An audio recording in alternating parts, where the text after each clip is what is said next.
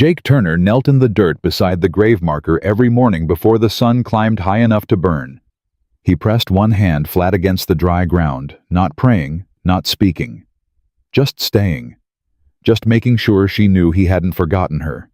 15 years of that same ritual. 15 years of silence. Until the morning a woman collapsed in his yard and shattered every wall he'd spent a decade and a half building. If this story already has your heart, hit that subscribe button and follow along until the very end. And drop a comment telling me what city you're watching from. I want to see just how far this story has traveled. The heat that summer in Cedar Hollow, Utah, was the kind that had no mercy in it. It pressed down on everything, on the cracked earth, on the fences, on the backs of men who had long since stopped expecting relief. Jake Turner had learned not to fight it. He'd learned not to fight much of anything anymore. Fighting took energy. Energy meant caring. And caring was something Jake had locked away in the ground beside Margaret 11 years into their marriage, 4 years before anyone in town stopped offering condolences. He was 43 years old and had the eyes of a man who had already lived 2 lifetimes, both of them hard. The morning it happened, he was hauling water from the pump to the trough. The horses needed it. The sun wasn't even fully up yet, just a pale orange smear on the eastern ridge, and already Jake's shirt was soaked through. He didn't notice her right away. He wasn't looking for anything, because he never expected anything. Then the bucket hit the dirt. She was lying on her side against the fence post at the edge of his yard, a worn traveling bag buckled twice across the middle clutched to her chest, like she'd sooner die than let go of it.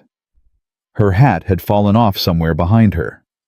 Her dress, dark blue city fabric, completely wrong for Utah in July, was soaked through with sweat and road dust. She wasn't moving.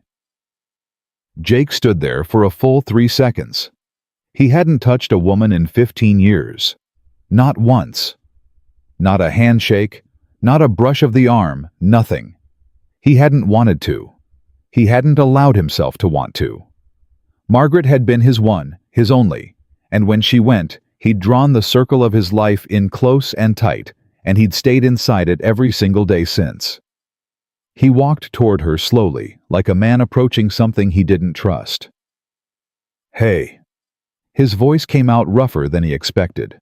Unused. "Hey, you." She didn't respond. He crouched down 2 feet from her, close enough to see the rise and fall of her chest. Alive. He exhaled without meaning to. He looked at her face, pale beneath the heat. Flush dark circles carved under her closed eyes, lips cracked from the dry air. A bruise, old and fading to yellow-green, sat at the edge of her left jaw. Something tightened in his chest, that he didn't have a name for anymore. "Hey." He said it again louder. "Can you hear me?" Her eyelids fluttered. "I hear you," she said, and her voice was barely a thread. "I'm not dead." "No," Jake said. "You're not. Give me a moment. You've been out here all night." She tried to push herself upright and made it halfway before her arm gave out.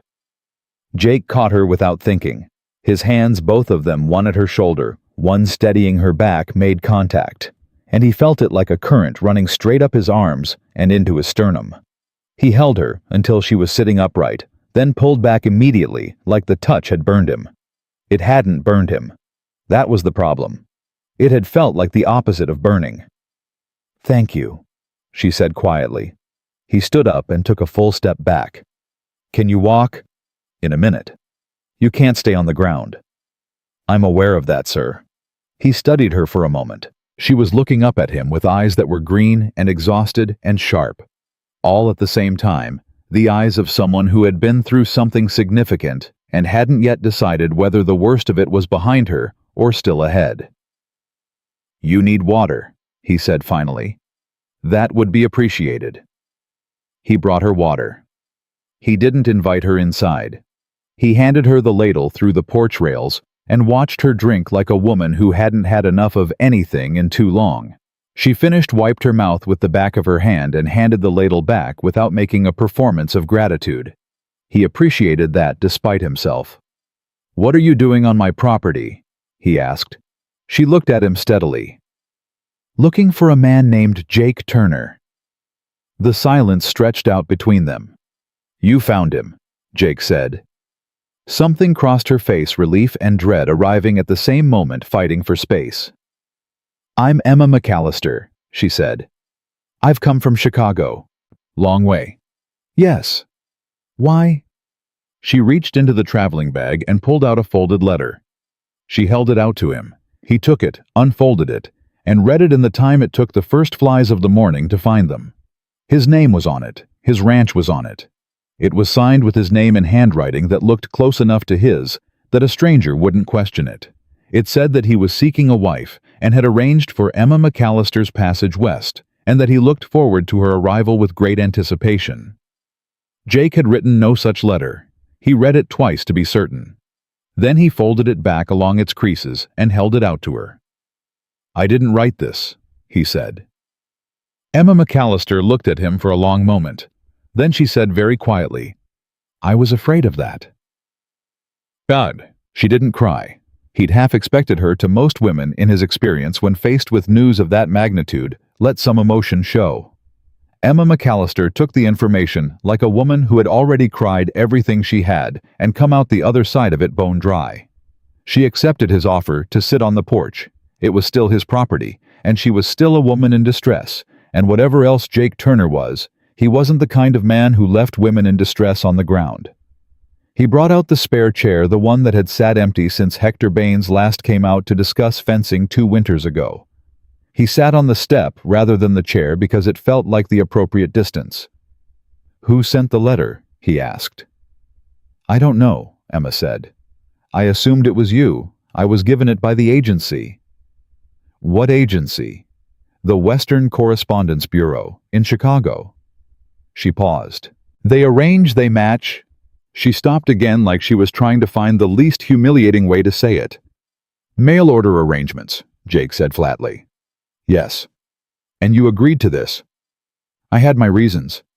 He didn't push on that.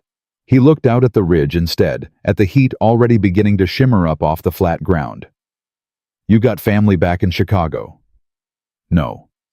"Friends? Someone you can wire?" The pause before she answered told him everything. "No one I can go back to." Jake rubbed one hand over his jaw.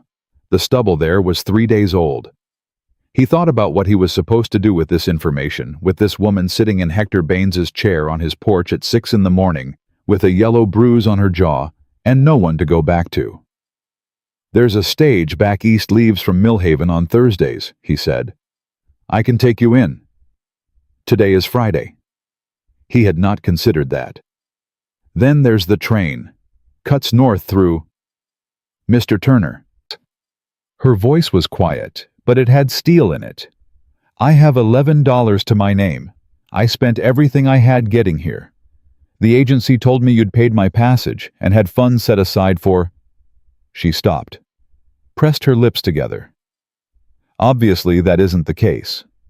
He looked at her then, really looked the way he'd been avoiding. "You're flat broke," he said. "I'm not asking for charity." "Didn't say you were." I'm asking if I might stay somewhere nearby, a boarding house, something until I can—" She faltered just barely. "Until I can figure out what comes next. Nearest boarding house is 12 miles. Millhaven. Then I'll walk. In that dress, in this heat, you'll drop again before you make the ridge." She looked at him sharply. "I dropped because I traveled through the night and hadn't eaten since yesterday morning. I'm not fragile, Mr. Turner." "I didn't say fragile. I said you'd drop." They looked at each other. The morning birds had started up in the scrub somewhere behind the barn. A horse shifted in the paddock. "You can stay in the outbuilding," Jake said. The words came out before he'd fully decided on them. "It's not much, cot and a lamp, but it's covered and it's out of the sun." Emma McCallister studied him like she was trying to figure out what the price tag was. "Just until Thursday," he said. "Then you go."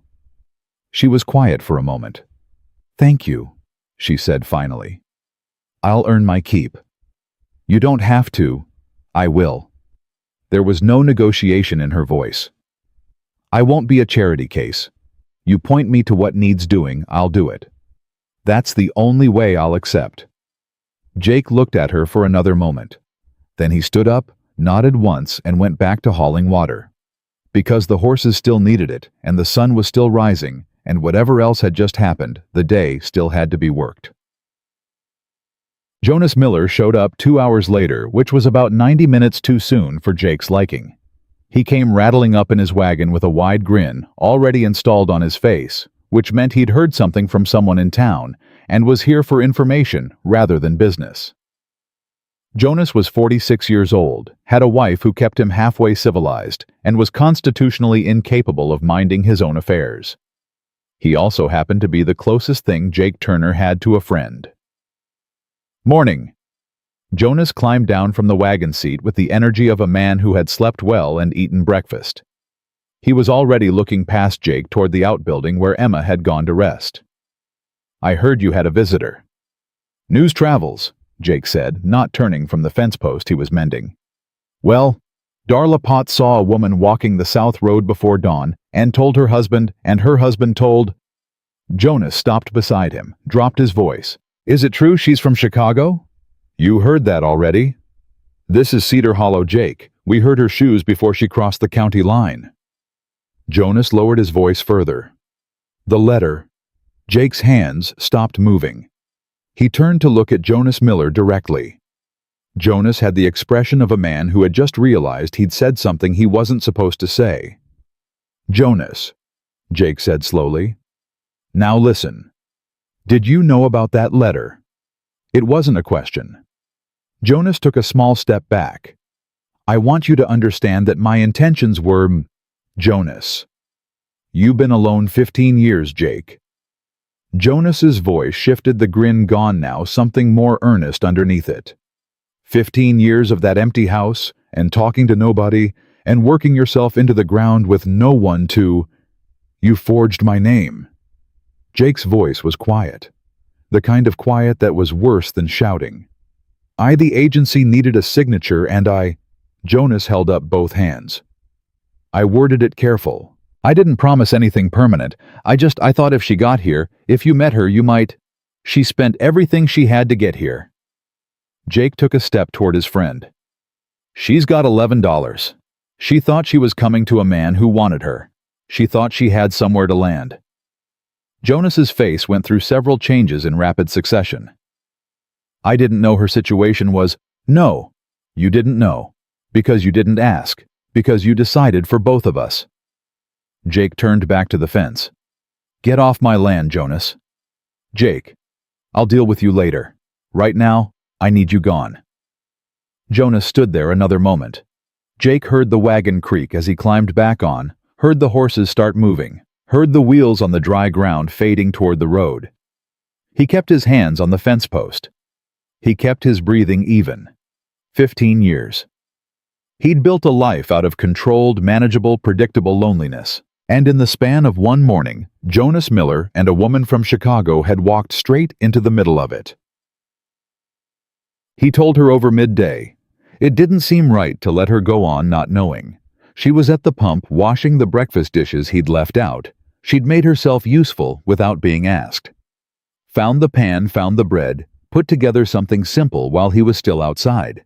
He'd come in to eat it, and they'd sat at opposite ends of the table, and not spoken, which suited them both.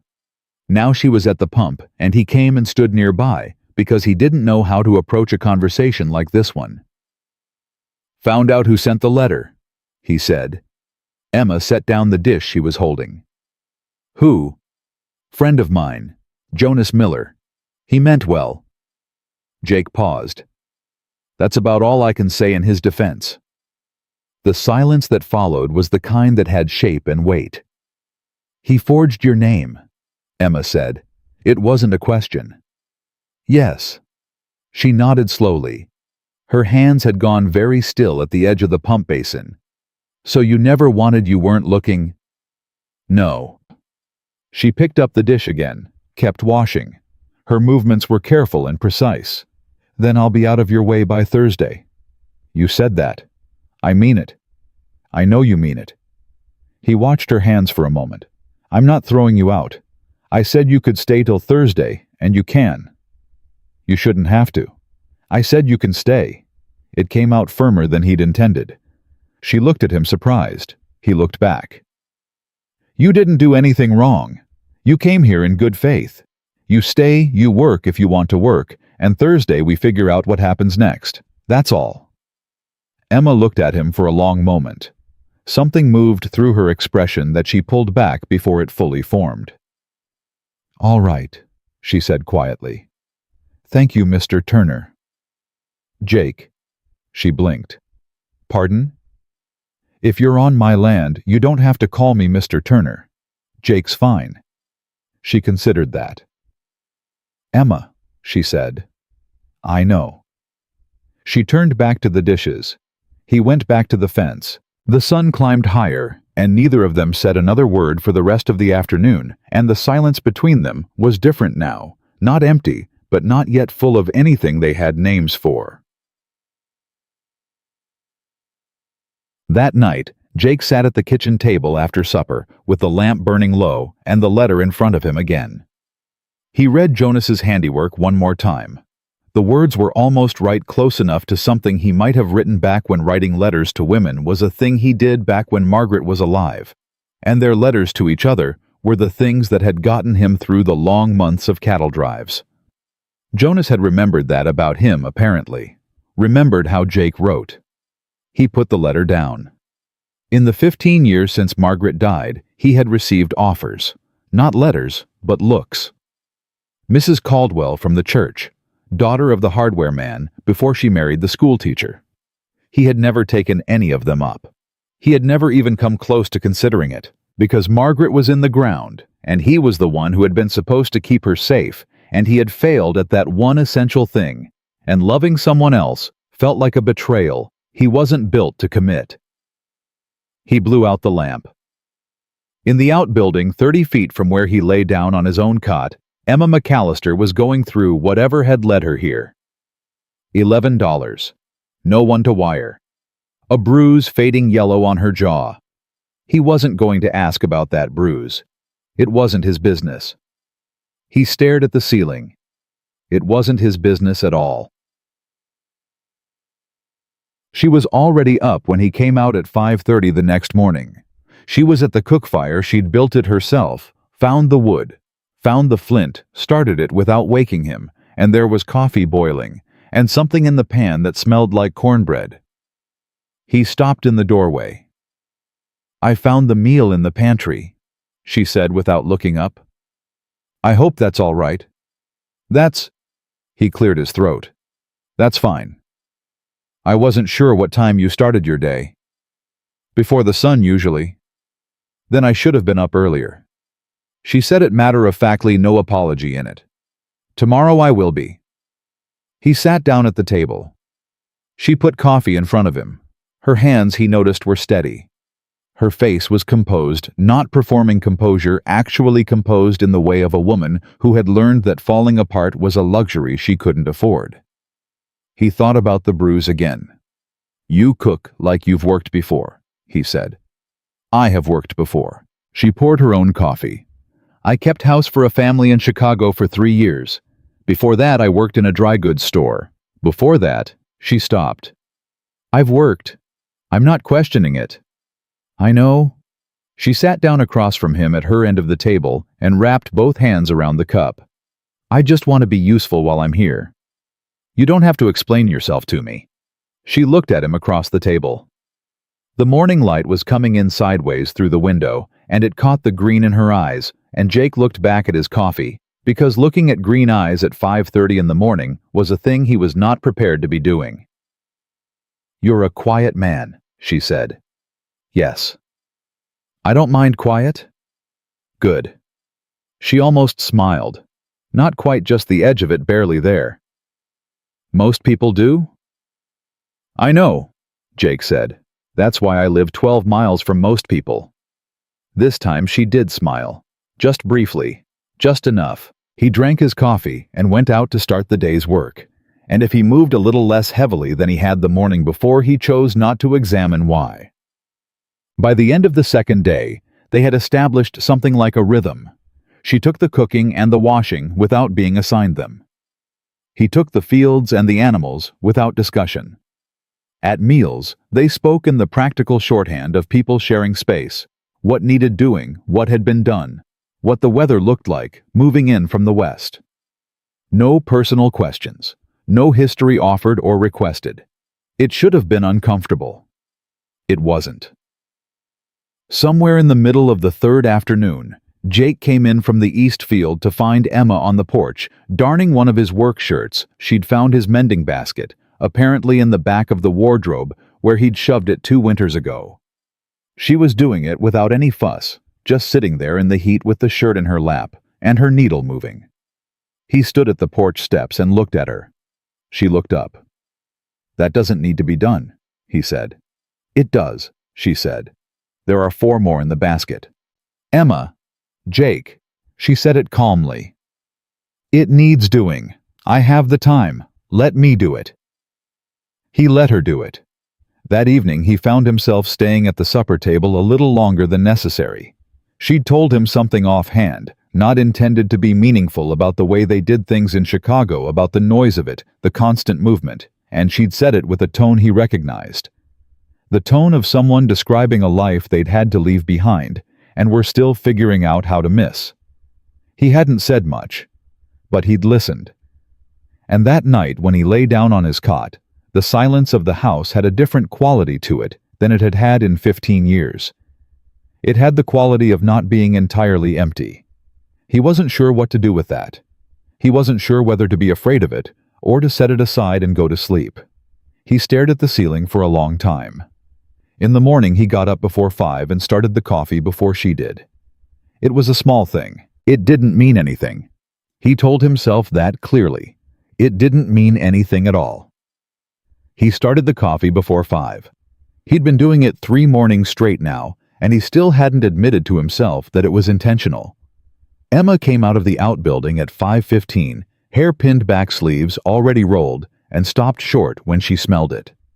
She looked at the pot on the fire, then at Jake sitting on the step with his cup, and she didn't say anything. She just got herself a cup and sat down across from him in the chair she'd started to think of as hers. And they watched the sky go from black to dark blue to the thin, pale gold that meant the day was starting, whether a person was ready for it or not. "Fencing on the north run today," Jake said. "I'll get the tools out." "You don't have to." "I'll get the tools out," Emma said again, the same way she always said everything final.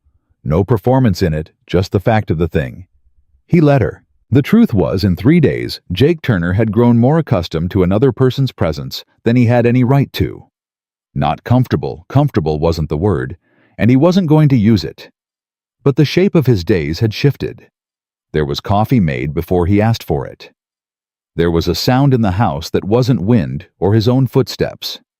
There was someone at the other end of the table who handed him the bread without being asked, because she'd been watching him long enough to know when he was reaching for it. He didn't examine that. He just worked the north fence, and Emma handed him wire and tools, and kept track of which posts were sound without having to be taught the system, because she'd figured it out herself.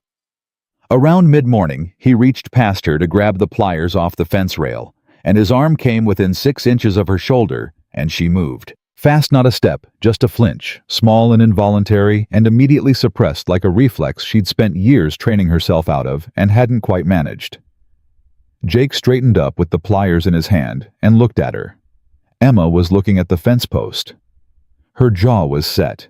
She knew he'd seen it. "Sorry," he said quietly. "No need to be."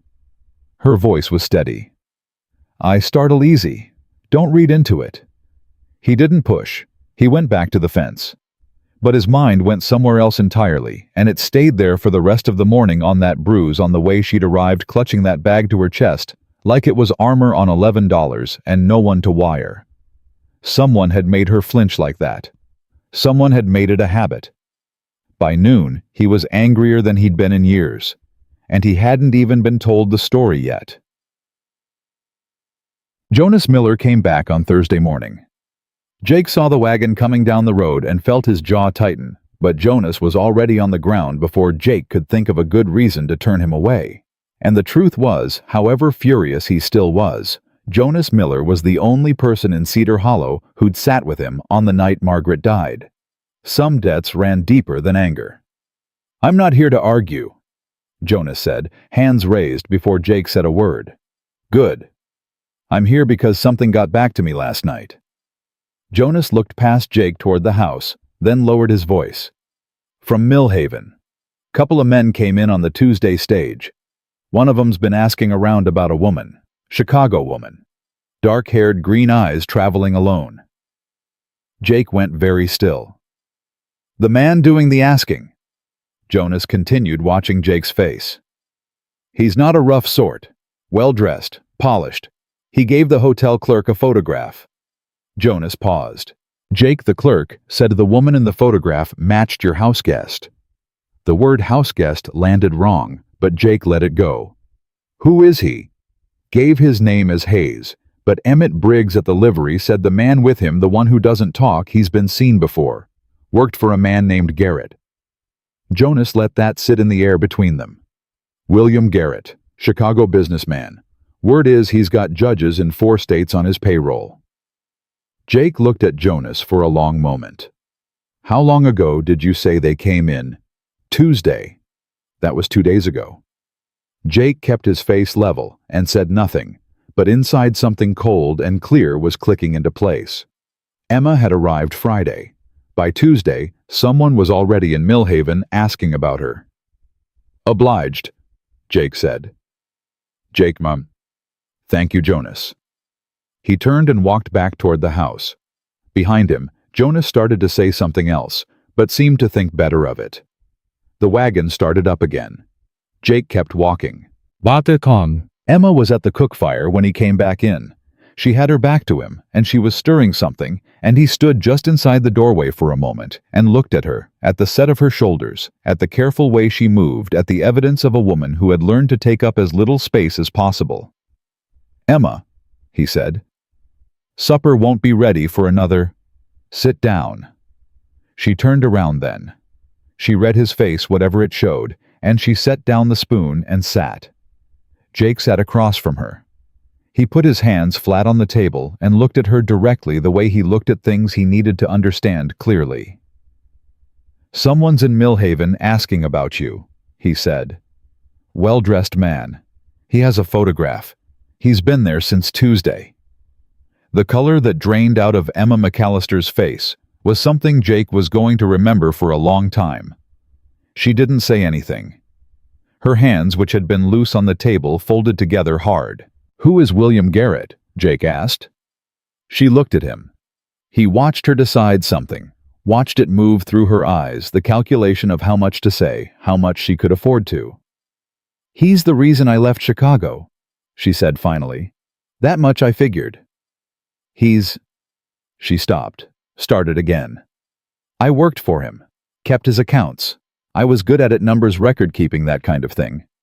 He paid well, and his wife was kind to me, and I thought—" She looked down at her hands. "I thought it was a legitimate position." And it wasn't. Parts of it were. She was choosing her words carefully. But there were other parts. Payments going to men I'd never heard of. Numbers that didn't match the ledgers his partners saw.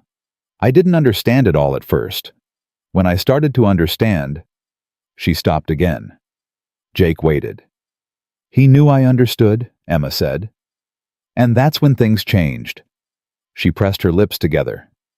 "He told me I had 2 choices. I could forget what I'd seen and stay on, or I could leave, but if I ever spoke about what I'd seen to anyone, he would see to it that I spent the rest of my life regretting it." She met Jake's eyes. "He had men follow me for 2 weeks after I left, everywhere I went, just to remind me." "The bruise," Jake said. Emma's hand went involuntarily to her jaw. "One of his men. A message. About staying quiet." Something in Jake's chest went cold and very hard. He kept his voice even. "He sent men after you." "He sent a message," Emma said. "He didn't want me dead. He wanted me afraid. There's a difference, and he was very precise about it. Why'd you go to the agency? Why try to come west? Because I was out of money and out of options, and Chicago wasn't far enough. She said it plainly. I needed to disappear. A woman who moves west and takes a new name and a new life, that's not easy to find. She looked at him steadily. I thought I was going to a man who wanted a wife. I thought I'd be protected. I thought... She stopped. I was wrong about a lot of things. Jake sat with that for a moment. This man Hayes, he said. If he's in Millhaven, he knows you're in the area. Yes. Which means Garrett knows. Yes. The word landed between them like a stone in still water. I'll leave tonight, Emma said. She said it quietly, but with the absolute stillness of someone who had already made the decision. Before this conversation started, someone who had always known it might come to this. I won't bring trouble to your door. That's not... Her voice was steady, but her hands had tightened until the knuckles went white. That's not why I came here. You came here because Jonas Miller's an idiot, Jake said. She looked at him startled. You're not bringing trouble, he said. Trouble followed you. That's different. He pushed back from the table and stood. You're not going anywhere tonight. Jake. I've got a rifle, a sound structure, and 12 miles of clear sight line in every direction. He picked up his coffee cup and rinsed it at the basin. Whatever Garrett sent, he hasn't sent it yet. Tonight you sleep inside, not the outbuilding. She was quiet for a moment. The outbuilding is fine. It's got one wall and a door that doesn't latch properly. He said it without turning around. Tonight you're inside. There's a room at the end of the hall. I'll put a bolt on the door. You don't have to, Emma. He turned around. I'm not asking. I'm telling you where it's safe to sleep. She looked at him for a long time. Something moved in her expression that she didn't quite manage to put away before he saw it, something tired and grateful and afraid, all of it at once. All right, she said quietly. Thank you. He put the bolt on the door that evening and didn't say anything about it, and she didn't thank him again because they had already established that she didn't do that more than once. He sat up with the rifle across his knees until well past midnight. He wasn't going to admit to anyone, least of all himself, that he was sitting up because he needed to know there was something he could do. That the idea of a man sending someone to hurt Emma McCallister, to use fear the way that Yellow Bruise had been used, made something in him wake up that had been dormant for 15 years. He heard her sometime around 2 in the morning. Not loud. Not a scream, just a sound, involuntary and small, the sound of someone fighting something in their sleep. He sat forward. It stopped. He sat back. It came again a little sharper, and then her voice through the wall, broken and half awake. Don't, please, I'm not going to... Jake was at the door before he'd decided to stand up. He knocked. Emma? Silence. Emma, you're all right. You're in Cedar Hollow, Utah. You're all right. A long pause. I know. Her voice was rough with sleep. I know. I'm sorry. Don't apologize. I woke you. I wasn't asleep. Another pause. Why weren't you asleep? He didn't answer that. He heard her shift in the bed, heard her take a slow breath and let it out. He stood on his side of the door and she was on hers, and neither of them opened it, but the door between them felt like a very thin thing. Jake, she said. Yeah. Does it stop the dreaming? She asked it simply without performance. Does it eventually stop?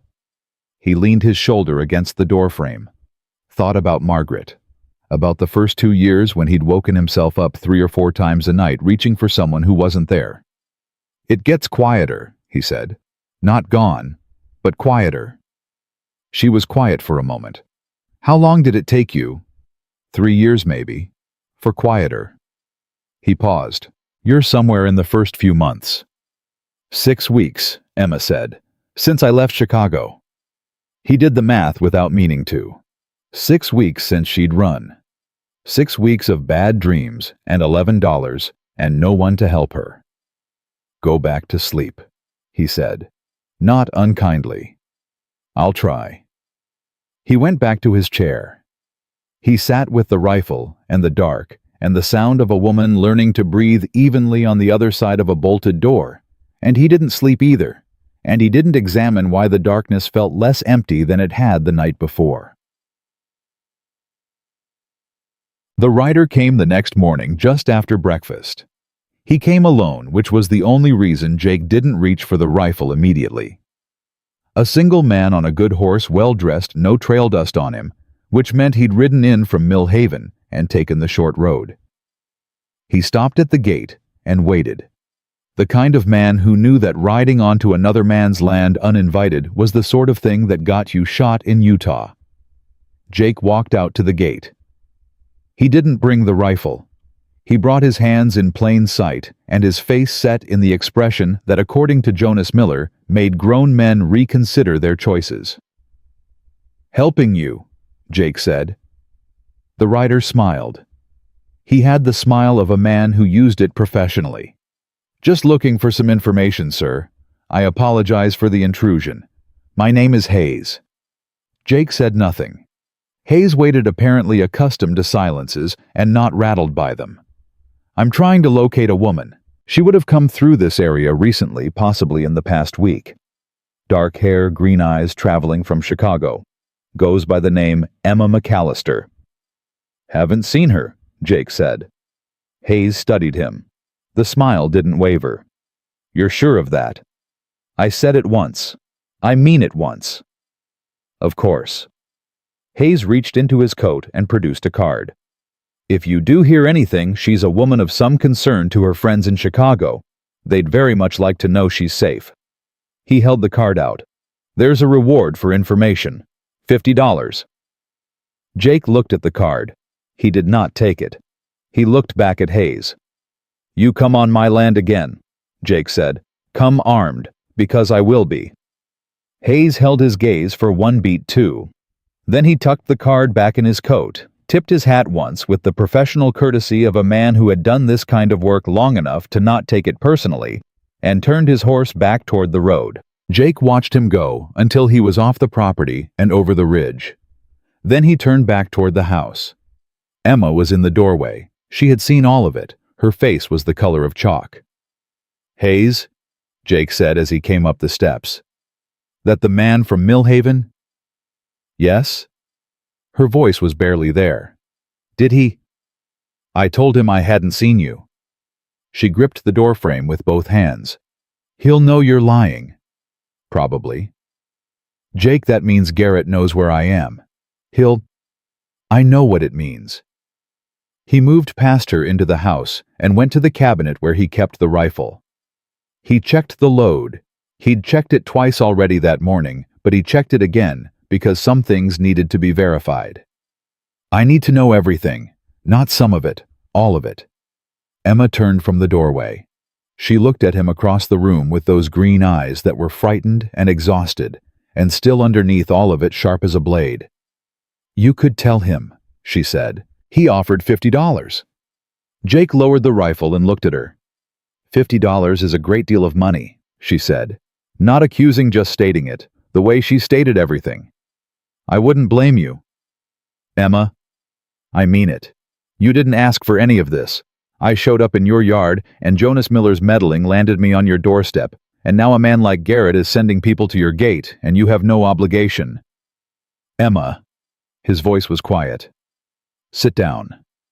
She stopped. "I'm not interested in Garrett's $50, Jake said. "I'm interested in knowing what I'm dealing with so I can deal with it properly. Now sit down and tell me everything. Start with what you saw in that ledger." She looked at him for a moment. Whatever she was searching for in his face, she seemed to find it because her grip on the doorframe loosened, and she came in and sat at the table, and she told him. She told him about the ledger, and the numbers that didn't match. About the payments to men in city offices, aldermen. Jake gathered, and worse. about the charity accounts that existed only on paper while the funds moved somewhere else entirely. About the morning she'd realized what she was looking at and made the mistake of letting it show on her face in front of Garrett's assistant. About the conversation with Garrett himself that followed quiet, polished, almost pleasant, the way very dangerous men sometimes conducted their threats.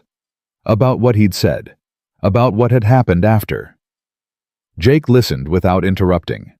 He sat with his hands flat on the table and let her talk, and when she was done, the kitchen was very quiet. "He's embezzling from charitable accounts," Jake said. "Yes, thousands of dollars, over years." "You have proof." "I had proof." She pressed her lips together. "I kept copies, documents. I took them when I left because I thought—" She stopped. "I thought I could go to someone, find a judge, a federal man, someone he hadn't already bought." She looked down. "I was wrong about how far his reach went." "Where are the documents now?" She looked at him. "Emma." Slowly she reached under the table and lifted her traveling bag from where it sat against the chair leg.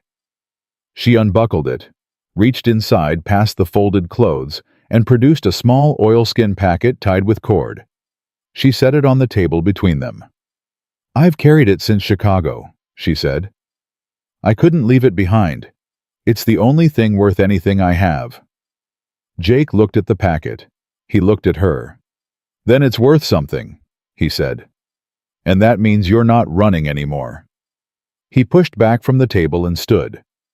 "You're staying put, and we're going to figure out who in this territory is still honest." Emma stared at him. "Jake, you came west to disappear." He picked up the rifle. "That's not good enough anymore. Disappearing means he wins." He met her eyes. "You've got evidence. That changes things." "You don't know Garrett." "No," Jake said. "But Garrett doesn't know me." He headed for the door. "Stay inside. I'm riding to Millhaven. There's a man there, a federal magistrate who passes through quarterly. If he's due, I need to know before Hayes reports back to Chicago." Emma was on her feet. "You can't go alone. If Hayes sees you—" "Hayes saw me this morning. He knows I'm here." Jake paused at the door and looked back at her. "He doesn't know what I know. That's an advantage. I intend to use it." She stood in the kitchen with the oilskin packet in her hands and her eyes on him. And in that moment, something passed between them that neither of them named something that had nothing to do with Garrett or ledgers or $50 rewards, and everything to do with the fact that Jake Turner, who had not fought for another person in 15 years, was already out the door. Jake made Millhaven in under 2 hours, pushing the horse harder than he liked, but not harder than the situation demanded. He knew what he was walking into. A town of 400 people, a man named Hayes, who smiled like a salesman and worked like a predator, and somewhere behind both of them, the long shadow of William Garrett, stretching all the way from Chicago. Jake had no badge, no federal authority, and no particular reputation outside of Cedar Hollow. What he had was a horse, a rifle, and the specific kind of stubbornness that came from spending 15 years alone with nothing but hard work and a clear conscience. He left the horse at Emmett Briggs's livery. Emmett was a compact, serious man who spoke less than Jake did, which was saying something. Jake trusted him. "The 2 men came in Tuesday," Jake said. "Hayes and the quiet one. They still here?" Emmett looked at him without expression. "Hayes checked out this morning. The other one's still at the hotel." "The federal magistrate?" "Whitmore. He due through any time soon." Emmett thought about it. "Passed through 4 weeks ago. Usually every 6 to 8 weeks. He paused. "You could wire the federal office in Salt Lake." "I could." Jake handed over the reins. "Who's the sheriff these days? I heard Dawson retired." "Roy Callahan, young, came down from Nevada." Emmett took the reins and watched Jake's face. "He's straight." Jake nodded. That was the only word he needed from Emmett Briggs. Straight. He found Callahan at the sheriff's office, a lean man in his early 30s, with the watchful eyes of someone who had learned young that the world rewarded attention. He was at his desk when Jake walked in, and he looked up without alarm, which Jake appreciated. "Jake Turner," Jake said. "I've got land 12 miles south. I know who you are." Callahan leaned back. "Heard you had a visitor out your way." "Word travels." "This is Millhaven." Callahan studied him. "You're here about the Chicago man." "I am." Jake sat down across from him without being invited, because time was a resource he was short on. "The woman Hayes is looking for, she's on my land. She came out as a mail order arrangement. She's in trouble." Callahan's expression didn't change. "What kind of trouble?" "The William Garrett kind." A beat of silence. Callahan knew the name. Jake watched him know it. "She has documents," Jake said. "Evidence of embezzlement from charitable accounts. We're talking years of it. Judges in 4 states on his payroll." He leaned forward. "She needs federal protection. I need to know how fast we can get it." Callahan was quiet for a long moment. He pulled a pencil from his desk and turned it in his fingers, and Jake recognized that gesture. It was the gesture of a man doing fast, serious arithmetic. "Whitmore's not due for 3 weeks, Callahan said. "Can you wire him?" "I can wire the federal office. Whether Whitmore comes—" He stopped. "Garrett's reach. How far are we talking?" "She said 4 states. I don't know if Utah's one of them." Callahan looked at him steadily. "It might be." The words sat there between them, and Jake understood what they meant. If Garrett had men inside Utah's legal system, wiring the federal office was as good as wiring Garrett himself. "Then who do we trust?" Jake asked. "Church," Callahan said simply. Jake waited. "Sister Mary Catherine runs the mission house 2 streets over. She's been here 22 years, and she answers to Rome and nobody else." Callahan stood. "If there's a federal circuit judge still clean in this territory, she'll know which one, and she'll know how to reach him without it going through channels Garrett owns." Jake stood. "Take me to her." Why? Sister Mary Catherine was 61 years old, small enough that the top of her head barely cleared Jake's shoulder, and possessed of a directness that reminded him of Emma in ways he didn't have time to think about. She listened to everything Jake said without interrupting. When he finished, she folded her hands on her desk and looked at him with eyes that had seen enough of human nature to not be surprised by any of it. "William Garrett," she said. "You know him." "I know of him. His name is on 3 charitable endowments in Chicago." She paused. "Was on 3. 2 were dissolved in the last year. The receiving institution said the funds were never transferred as promised." She looked at Jake carefully. "I've been corresponding with a sister house in Chicago about this for 4 months." Jake went very still. "You have your own documentation," he said. "We have discrepancies. Amounts promised against amounts received. Letters accounting records." She unfolded her hands. "What we've lacked is proof of where the money went." "Emma's got that proof." The room was quiet for a moment. "Where is she now?" Sister Mary Catherine asked. "My ranch, alone." She was already standing. "Then we don't have time to sit here, Mr. Turner." They were 3 miles outside of Millhaven when Jake smelled it. Smoke. Not cook-fire smoke, not the thin, clean smell of morning coffee or supper. This was thick and wrong, and coming from the south from the direction of his land, and Jake felt it in his chest before his mind had fully processed it. He kicked the horse into a run. Sister Mary Catherine, to her credit, matched his pace without a word. He saw the orange glow from the ridge. The outbuilding. The small structure where Emma had slept the first 3 nights was burning clean and fast, and by the time Jake came off the ridge and into the yard, the walls were already gone, and the roof was following. "Emma." He was off the horse before it stopped moving. "Here." Her voice came from the far side of the water trough, and he crossed the yard in 12 steps and found her crouched there with her traveling bag clutched to her chest, and a gash along her forearm where something had caught her. She was shaking, but upright. Her eyes went to him and some of the wildness in them settled. "I wasn't inside," she said immediately. "I saw the man. I got out." "You saw him?" "He came from the east. He didn't know I'd moved inside last night. He didn't know I was in the house, not the outbuilding." She pressed her free hand against the gash on her arm, which was bleeding steadily but not dangerously. "He threw something through the window. Glass bottle. I saw the fire start and I ran." "Did you see his face?" "No. He was already gone." She looked at the burning structure. The quiet one. The one who stayed behind at the hotel. It was him. Jake turned. Sister Mary Catherine had stopped her horse at the yard's edge and was already down, already moving toward Emma with the practical efficiency of a woman who had been managing crises for 2 decades. "Let me see that arm," Sister Mary Catherine said. Emma looked at her. "Who?" "Sister Mary Catherine. I'll explain later." She crouched beside Emma and took hold of the injured arm with gentle, certain hands. "This needs cleaning. Can you walk?" "I can walk," Emma said, because of course she said that. Jake looked at the burning outbuilding. He looked at the road east.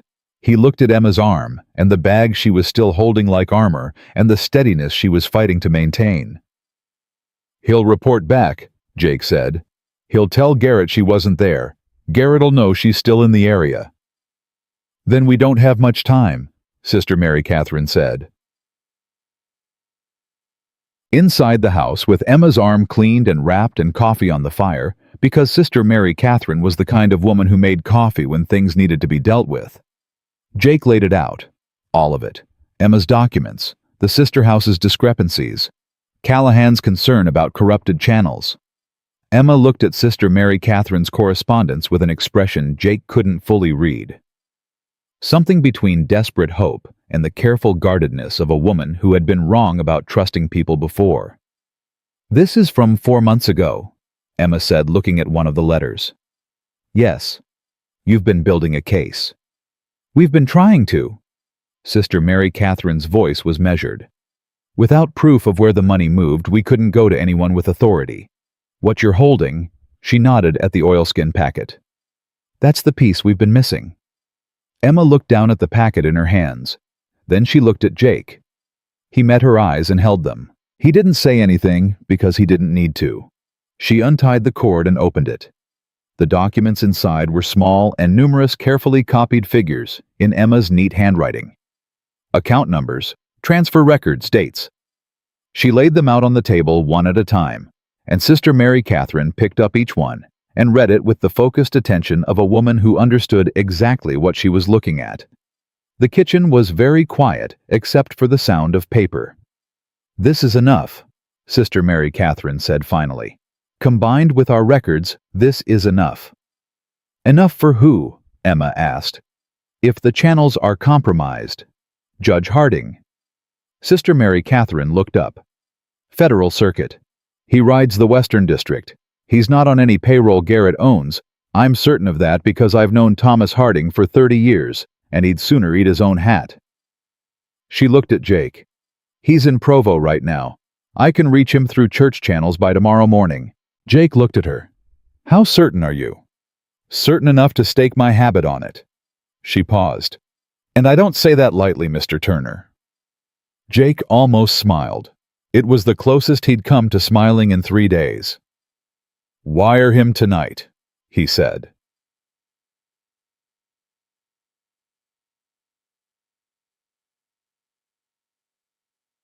Callahan came out from Millhaven by nightfall, which Jake hadn't asked him to do, but wasn't surprised by. Straight men in Jake's experience tended to see things through once they'd committed to them. He came in, looked at the burnt-out outbuilding without comment, accepted coffee from Sister Mary Catherine, and sat down at the kitchen table across from Emma. "The quiet man he checked out of the hotel late afternoon," Callahan said. "About an hour after you left town, Turner." He looked at Emma. "I'm sorry I don't have him in custody. I didn't have cause at that point." "He had cause by the time he got here," Jake said. "Yes, and now he's gone." Callahan looked at the documents on the table. He didn't touch them. This goes through federal channels. We need to move fast. If Garrett hears we've made contact with Harding, he'll move first, Emma said quietly. He always moves first. That's how he's stayed ahead of everyone for 15 years. She looked at the table. He'll have lawyers here in 2 days if he thinks there's a proceeding. And his lawyers will tie it up for years, and I'll spend those years looking over my shoulder. Not if we get to Harding first, Sister Mary Catherine said. A federal warrant doesn't wait for lawyers. Getting to Harding means Garrett finds out we're trying, Emma said. And when Garrett finds out someone is trying... She stopped. The sentence didn't need finishing. The yellow bruise, faded now but still faintly visible at her jaw, finished it for her. Jake looked at her across the table. She was holding herself very carefully, the posture of a woman running on will and not much else. Emma, he said. She looked at him. He's not going to get to you, Jake said. Not a comfort, a statement delivered, the way Jake Turner delivered everything, flat and final, and carrying the weight of a man who meant exactly what he said. She held his gaze, and then quietly, You can't promise that. No, he agreed. But I can promise that whatever comes through that door is going to have a significant problem. He looked at Callahan. You staying the night? Callahan looked at the rifle above the fireplace, at the bolt on the hall door, at the lay of the land through the kitchen window. Yes, he said. They took shifts. Callahan slept 3 hours, then Jake, then Callahan again. Sister Mary Catherine, who apparently did not require sleep in the conventional sense, sat at the kitchen table with her correspondence and a candle, and wrote letters that Jake hoped were going to the right people. Emma didn't sleep. Jake knew because the house had the particular quality of silence that contained a wakeful person, a held breath quality, the subtle sound of someone lying still and thinking too hard to rest. He'd known that sound for 15 years. He'd made it himself plenty of times. He was at the kitchen table at 3 a.m. on his watch when she came out of the hallway. She stopped when she saw him. Couldn't sleep, she said. I know. She sat down across from him. She'd wrapped a shawl around her shoulders, and her hair was loose, and she looked younger, without the careful composure she maintained during the day, younger and more tired and more human. What happens? She said quietly. If Harding doesn't come, if the wire doesn't reach him, or if Garrett gets there first, or if... Then we find another way. Jake, I have to be practical about this. If it doesn't work, then we find another way, he said again. There's always another way. You just keep looking until you find it. She looked at her hands. You sound like a man who's had to believe that before. I have. Margaret. She said it carefully, like she was offering him something she wasn't sure he wanted. He looked at her. It was the first time anyone had said Margaret's name in his presence, without it being a condolence or a careful avoidance. Emma said it like it was simply a fact, a piece of the story she'd been given. Jonas talk, he asked. A little. The day he came to apologize. She paused. He said she was good, and that you were different after. Different, Jake said. That's one word for it. She was quiet for a moment. I'm sorry. You didn't do anything. I know. But still. She looked at him with those green eyes that didn't look away when other people's would. I'm sorry you've been alone that long. He didn't know what to say to that. He looked at the table. What was she like? Emma asked. He thought about not answering. He thought about the 15 years he'd spent not answering that question, not because it hurt too much, but because no answer ever seemed adequate. She laughed loud, he said finally. Louder than you'd expect from a woman her size. She thought that was embarrassing. I thought it was the best thing I'd ever heard. He paused. She was practical, like you. She didn't ask for things to be easier than they were. She just dealt with what was in front of her and moved on to the next thing. Emma said nothing. She just listened, and that was the right thing to do. I wasn't there when she went, Jake said. Fever. Came on fast. I was 3 days out on the range when Jonas rode to get me. He looked at his hands. 3 days. By the time I got back. He stopped. Let the sentence end there because that was where it ended. It wasn't your fault, Emma said. No, I know that now. He was quiet for a moment. Took about 5 years to know it, but I know it now. She reached across the table. Her hand settled on his, briefly, not a grasp, not a declaration, just a touch. Present and certain, and then gone before either of them had to decide what it meant. Thank you, she said quietly, for not sending me away. He looked at where her hand had been. Get some sleep, he said. She almost smiled. You keep saying that. Keep meaning it. She went back to the hallway. He sat at the table and looked at his hand, and thought about the particular way that grief and something new could exist in the same chest, at the same time, not replacing each other, not at war, just both present. He hadn't expected that. He hadn't thought that was something he was going to have to learn to carry. He sat with it until the sky began to go from black to gray. Garrett arrived on the morning stage. Jake knew before he saw him because Hayes came riding out to the ranch at 8 o'clock with the practiced smoothness of a man who had been recalibrating his strategy and had landed on a new one. He stopped at the gate same as before, and this time he didn't smile. Mr. Turner, Hayes said, my employer would like to speak with the woman. She's not available, Jake said. He's traveled a considerable distance. That's his problem. Hayes looked at him steadily. Mr. Garrett is a reasonable man. He wants to discuss the situation privately without involving law enforcement or, too late for that. A flicker in Hayes's expression. Fast controlled, but there. I beg your pardon. I said it's too late for that conversation. Jake's hands were loose at his sides.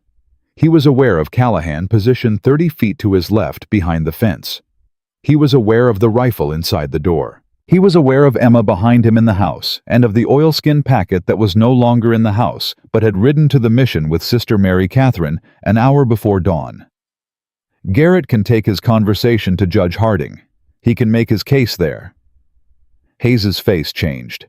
It was small, just a tightening around the eyes, but Jake saw it and understood it. He knew about Harding, or he hadn't known until just now, and now he did, and that was information Garrett would have in the next 10 minutes. That's your position, Hayes said. That's the only position there is. Hayes turned his horse without another word and rode back toward Millhaven fast.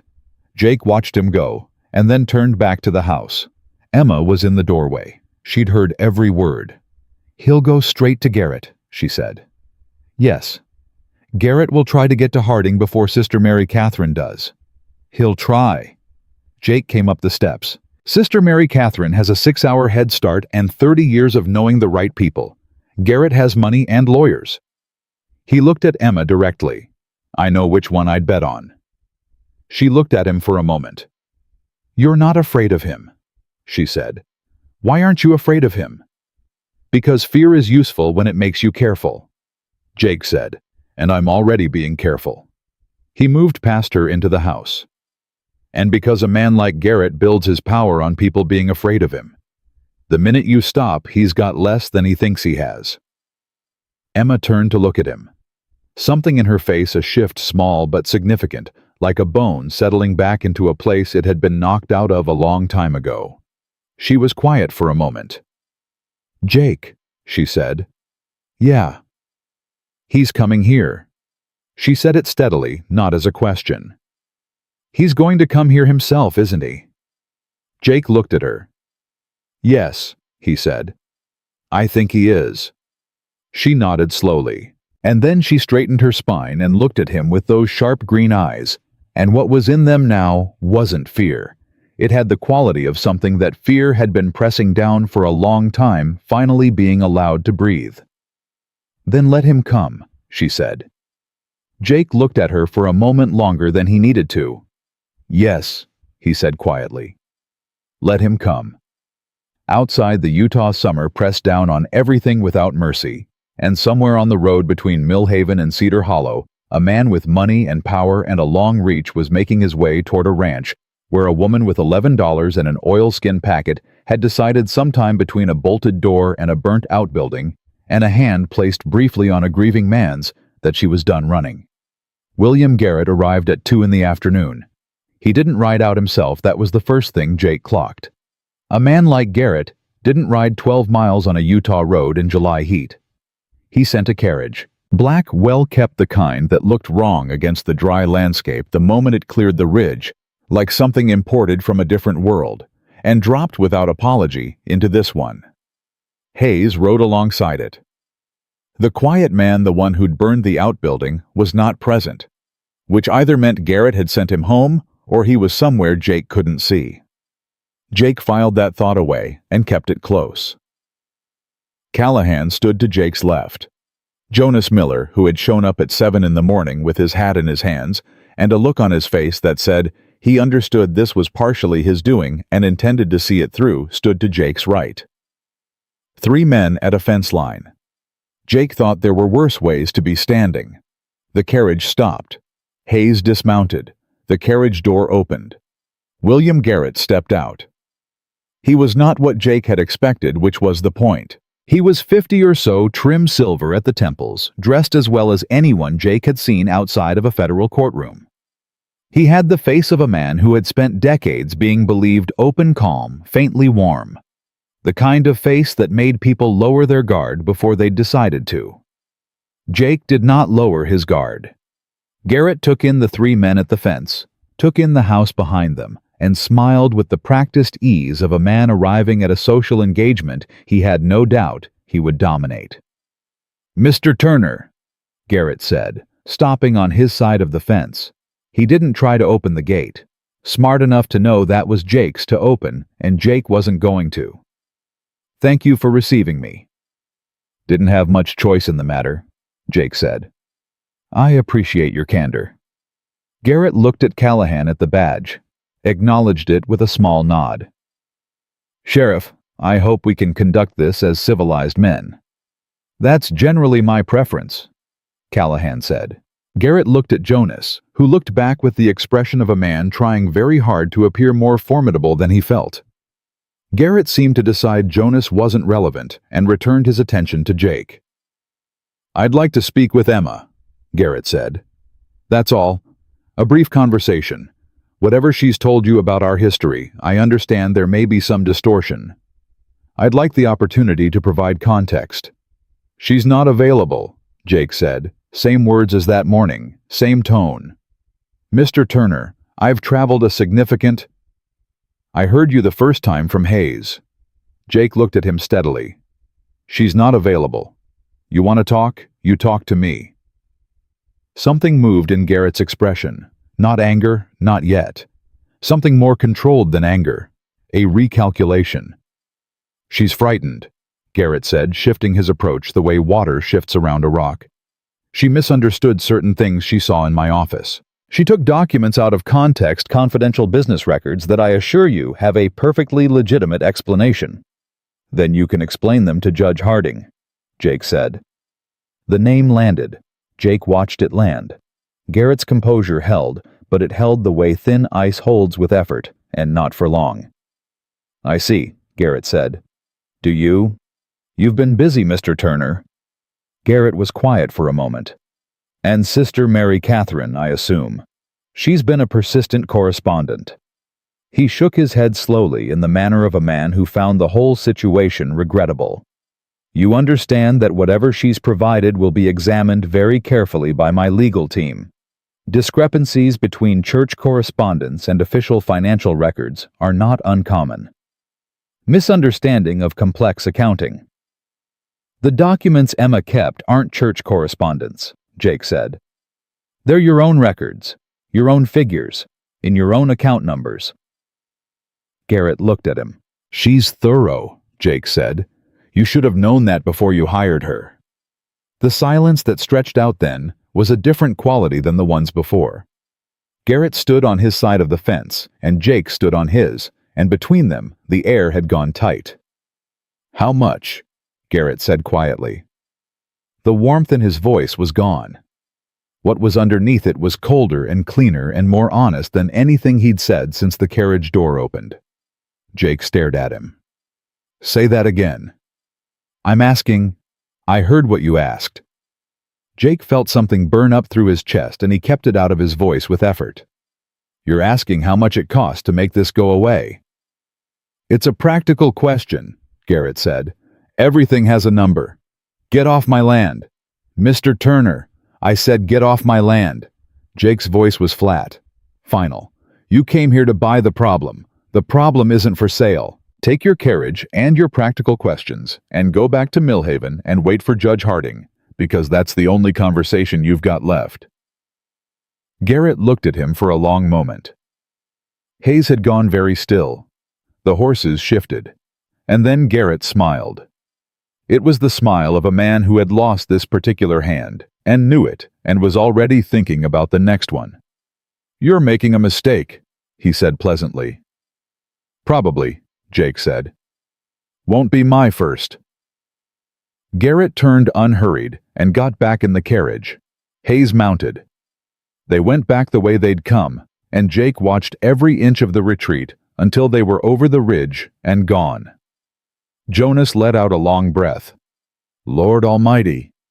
Stop talking, Jake said, but without heat. Callahan looked at Jake sideways. You knew about the bribery attempt. Figured it was coming. Most men would have taken it. I'm not most men.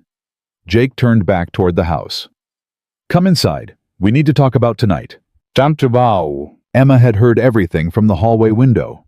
Jake knew that when he came in and found her standing in the kitchen with the careful composure she wore like a second skin, and underneath it, the particular look of a woman who had just heard a man she'd worked for and feared for years attempt to buy her silence one more time and fail. He came himself, she said. Yes. He doesn't do that. She shook her head slowly.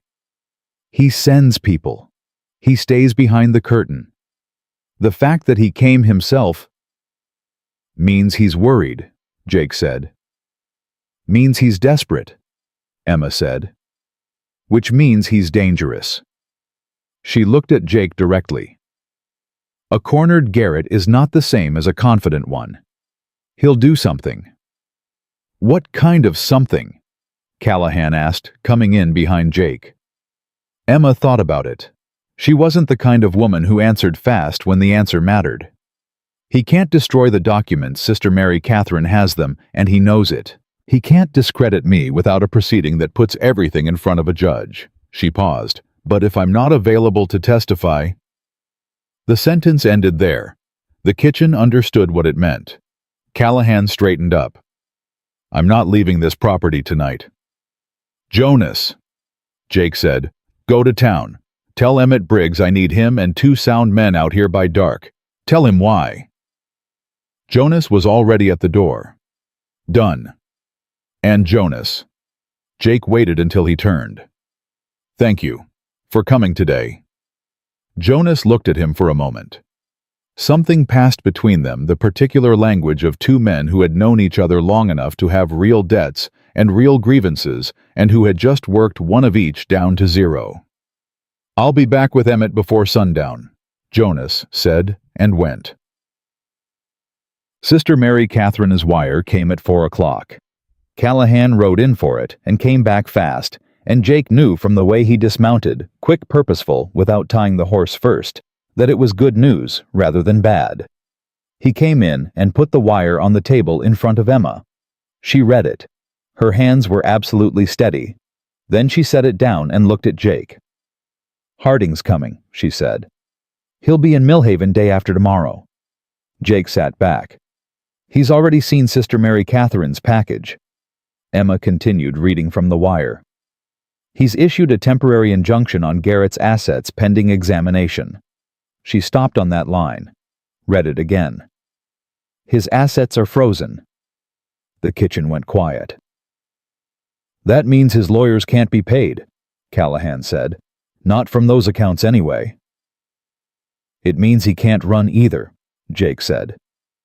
If he tries to go back to Chicago, he's already in violation of a federal order, Callahan finished. Emma set the wire down very carefully on the table. She pressed both hands flat against the surface the way a person steadies themselves when the ground has shifted under them and they're not certain yet whether the new footing will hold. "It's not over," she said. "Not until the proceeding." "No," Jake agreed. "But we're through the worst of it." She looked at him. "You don't know that." "I know Harding's reputation. I know what a federal injunction means." He looked back at her steadily.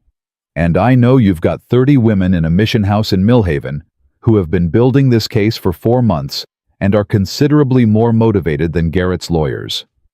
Something crossed her face. Not a smile, exactly, more like the first moment when a person decides it might be safe to believe in something again. Tentative, careful, real. "All right," she said quietly. Tundin. Night came fast, and Emmett Briggs came with it, bringing 2 men. Jake trusted Pete Halverson and a quiet rancher named Delcroft, who had the useful quality of being very large and almost entirely unfrightened by things. 6 people in Jake Turner's house. He hadn't had 6 people in his house at the same time since Margaret's funeral, and that thought arrived without warning, and he set it aside and focused on the arrangement of men and sight lines and the single lamp burning low in the kitchen. Garrett made his move at midnight. Not with fire this time. He'd learned from the fire that it drew attention and failed to achieve the objective. This time it was Hayes alone, and instead of the outbuilding he came to the house. He came to the back quietly, and he was very good at it. Jake would have said he was the best he'd seen at that particular kind of approach. Emmett Briggs was better. Jake heard the scuffle before he reached the back door, a short definitive sound, the kind that indicated a man being taken off his feet before he'd had a chance to decide whether to resist. Then Emmett's voice, flat and unhurried. "I got him." Jake went out. Hayes was on the ground with his arm bent behind him, and Emmett Briggs sitting on him with the expression of a man doing something perfectly routine. Callahan came around from the south side with his pistol drawn. He looked at Hayes, looked at Emmett, holstered the pistol. "That'll do it," he said. Hayes said nothing.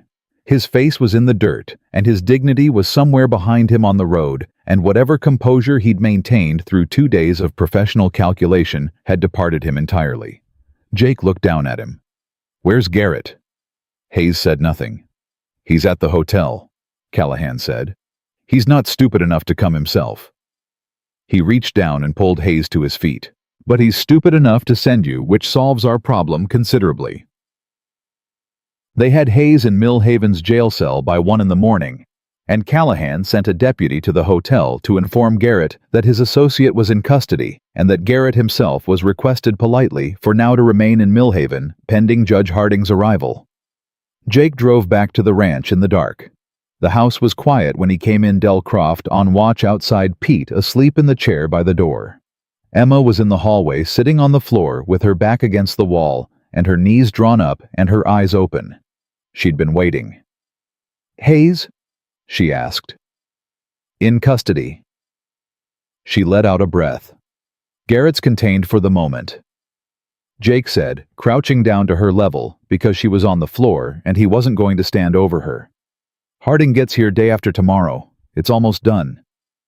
Emma looked at him. In the low light of the lamp from the kitchen, her face had the quality of someone who had been holding themselves together through will alone and was beginning very cautiously to consider that they might be able to stop.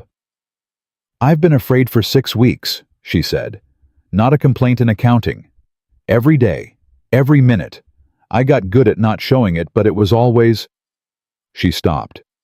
"It's exhausting, being afraid that long." "I know," Jake said. "I keep waiting for the thing that proves I was right to be afraid, that Harding won't come, or the documents won't be enough, or Garrett will find some other way to—" She pressed her lips together. "I don't know how to stop waiting for it." Jake was quiet for a moment. He sat down against the opposite wall, not next to her, because that wasn't a thing he'd done yet, and this wasn't the moment to do it without thought, and looked at her across the narrow hallway. "You don't stop waiting all at once," he said. "It's more like it gets quieter the way the dreaming gets quieter. You wait for the thing and it doesn't come, and eventually the space between one wait and the next gets a little longer." She looked at him. "That sounds like something you learned yourself." "Most things I know I learned myself," he said. "That's what happens when you spend 15 years talking to nobody." She almost laughed. It was the closest thing to a laugh he'd heard from her, and it arrived and departed in the same breath, but it was real. "You've been kind to me," she said. "You didn't have to be. You didn't ask for any of this."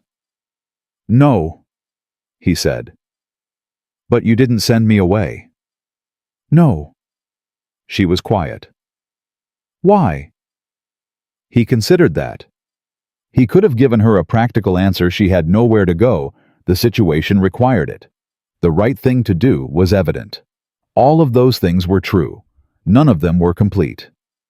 "Because you didn't ask me to feel sorry for you," he said finally. "You showed up on my land flat broke with a bruise on your face, and you offered to earn your keep, and you didn't perform your suffering for me.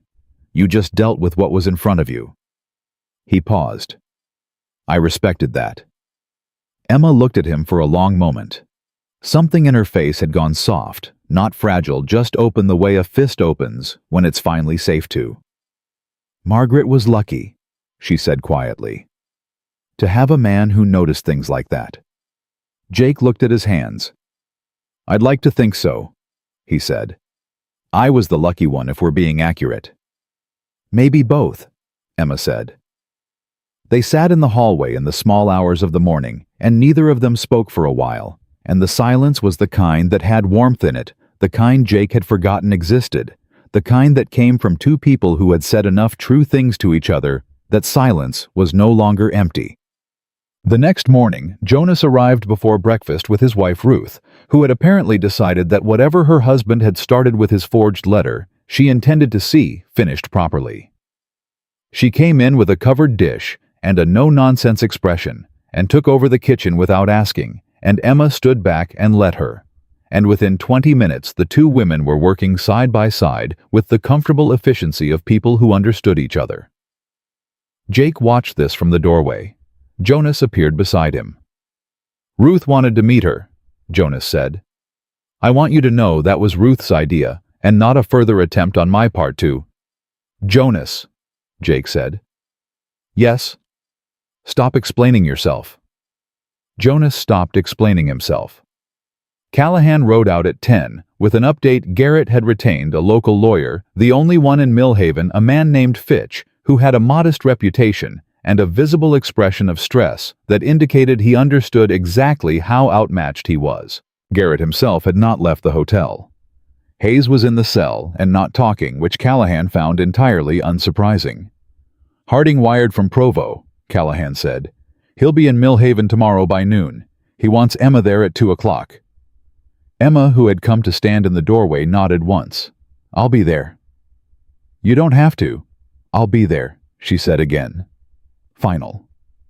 Jake looked at her, and she looked back, and in that exchange was everything that had been building for 8 days, the coffee made before dawn, the tools handed across the fence line, the nightmare through the door, the hand on the table, the documents on the oilskin, the hallway at 2 in the morning, all of it present in the space of a single look. "Then we'll all be there," Jake said.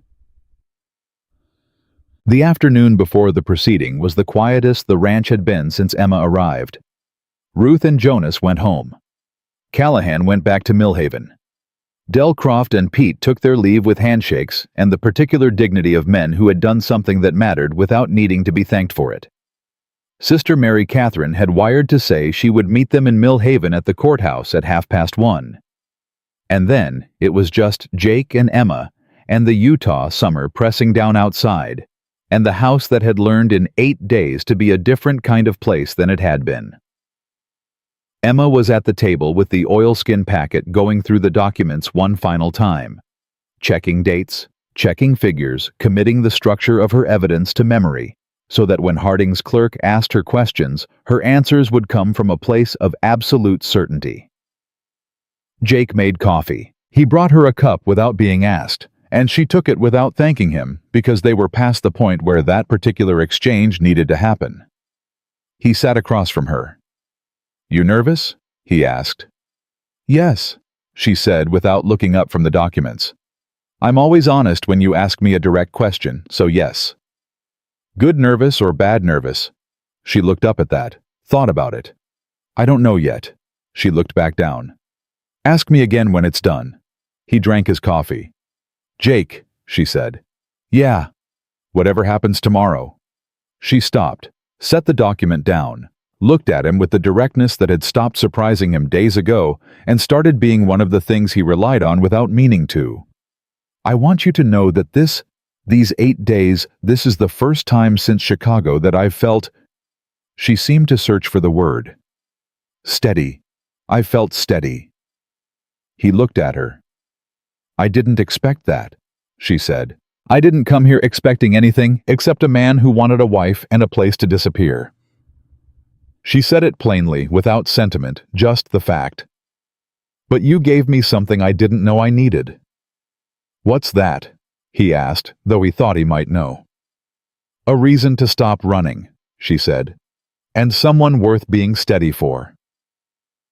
Jake Turner, who had not said a hard true thing to a living woman in 15 years, looked across the table at Emma McCallister and said the only thing that was accurate. "You were steady before you got here. You just needed somewhere that didn't punish you for it." She held his gaze, and in her eyes was something that had been coming for 8 days, unhurried and certain, and now finally arrived, the particular look of a woman who has been through enough to know the difference between something real and something that only resembles it.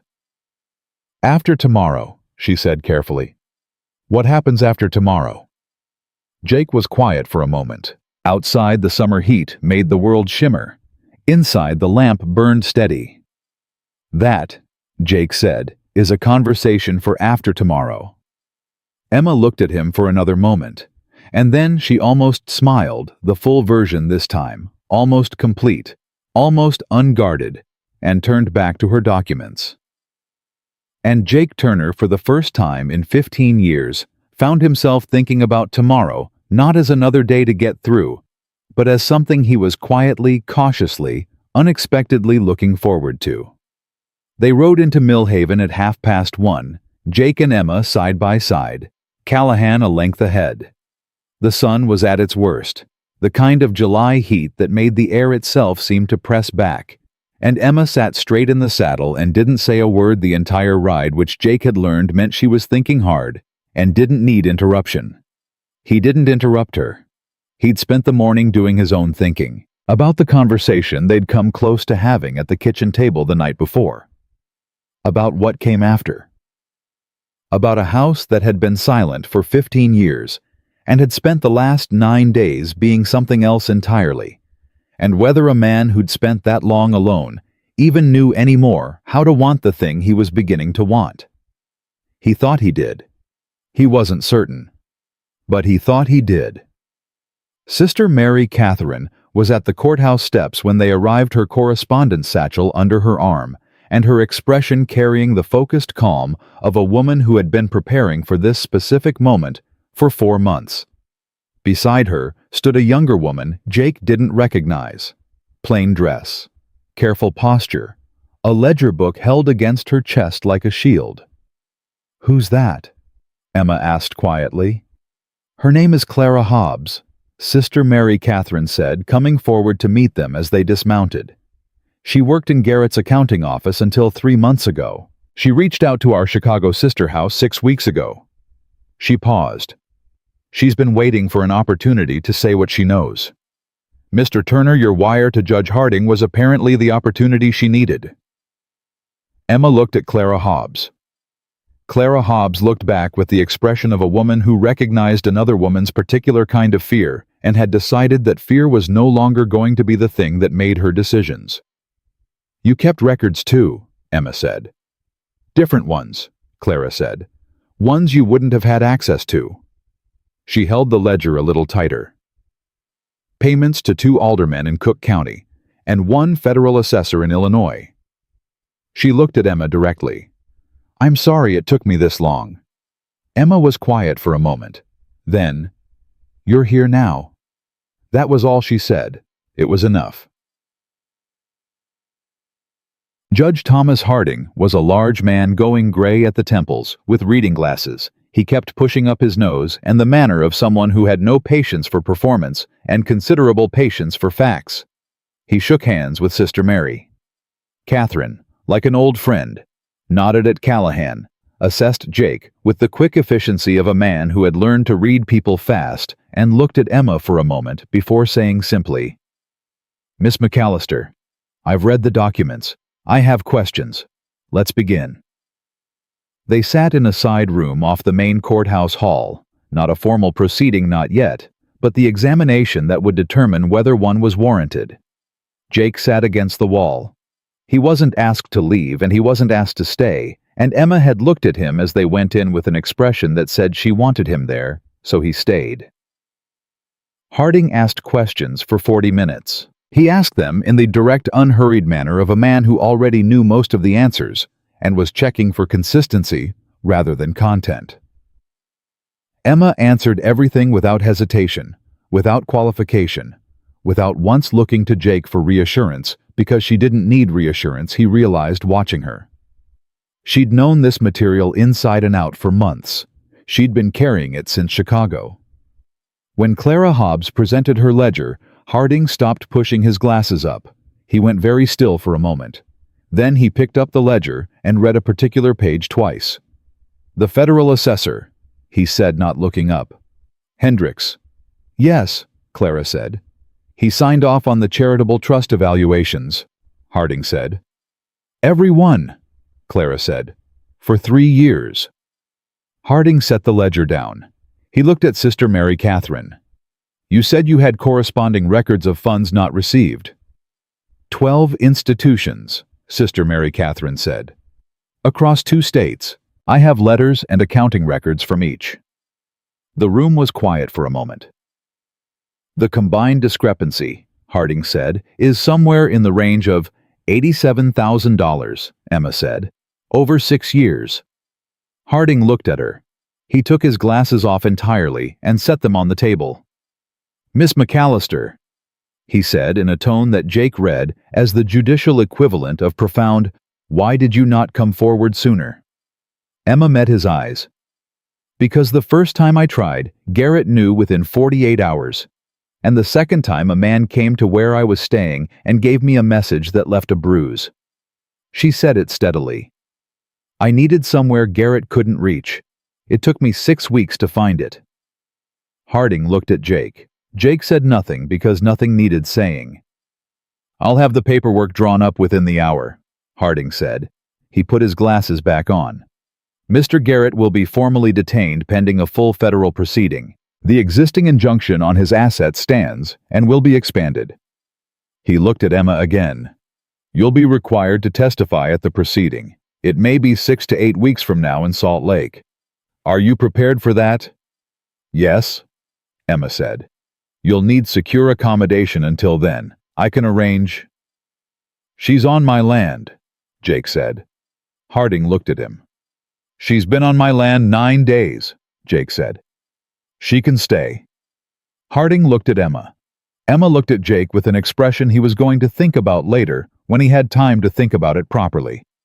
"That would seem to be resolved," Harding said. Nafawag.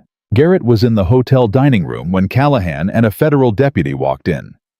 Jake wasn't there for that part, but Callahan told him about it afterward with the understated satisfaction of a man reporting a thing that had gone exactly as it ought to go. Garrett had looked up from his lunch and taken in the badge and the federal insignia and the papers, and then he had done something that Callahan said he hadn't expected. He had set down his fork very precisely and said nothing at all. No argument. No demand for lawyers.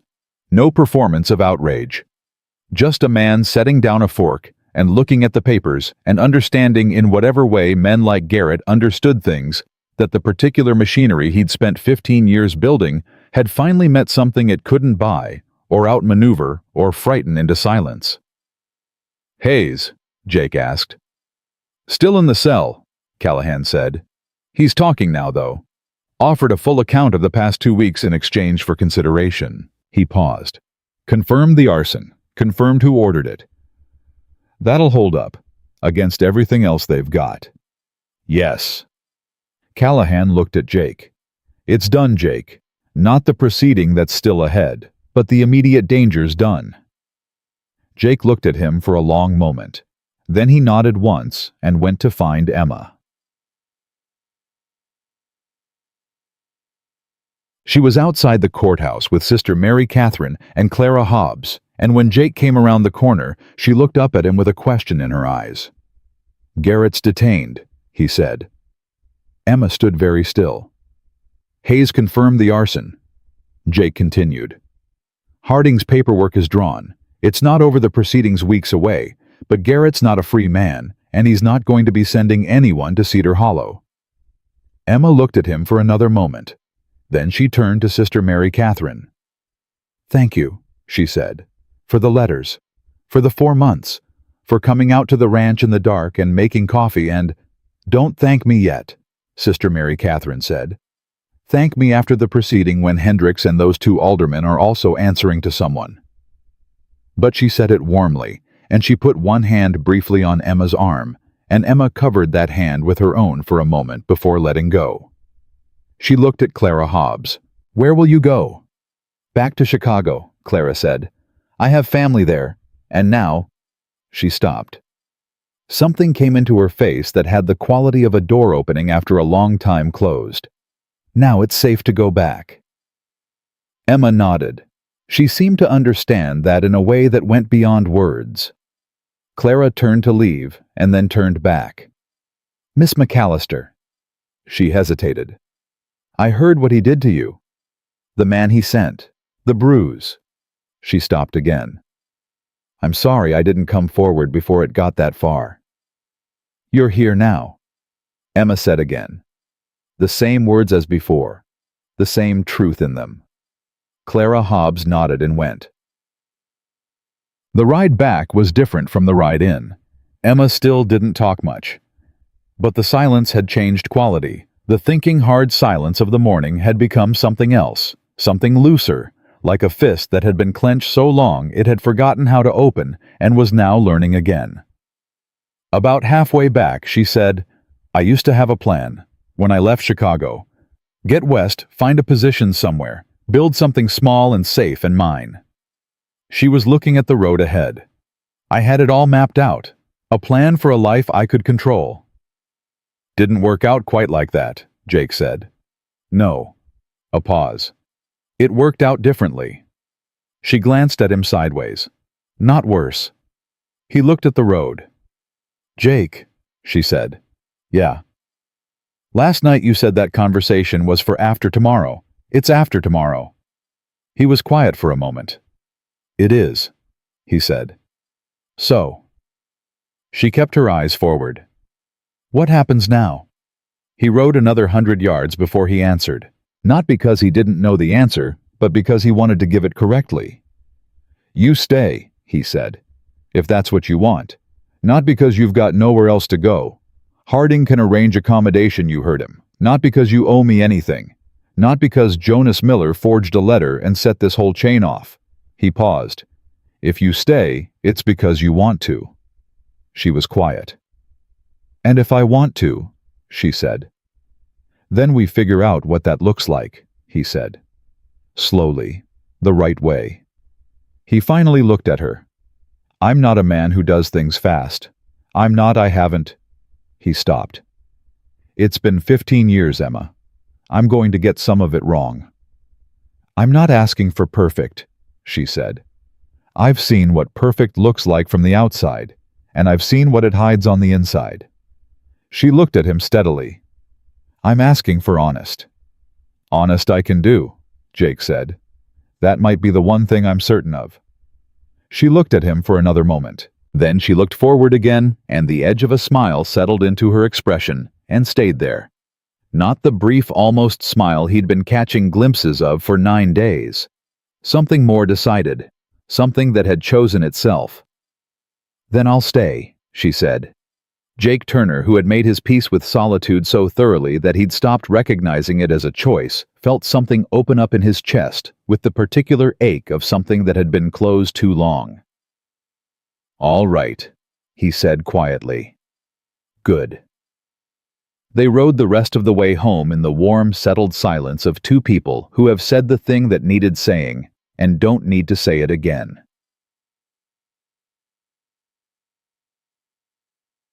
Jonas Miller was waiting on the porch when they rode in.